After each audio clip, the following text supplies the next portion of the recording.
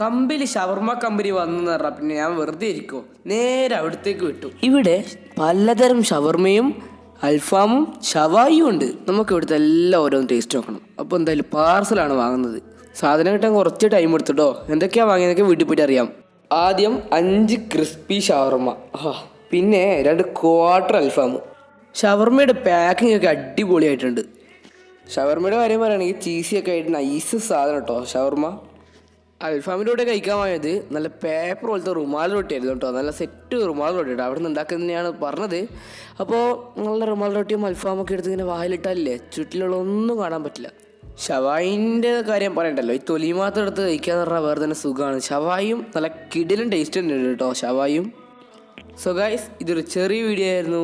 ഈ വീഡിയോ എല്ലാവരും ഷെയർ ചെയ്യുക. അപ്പോൾ ബൈ ബൈ.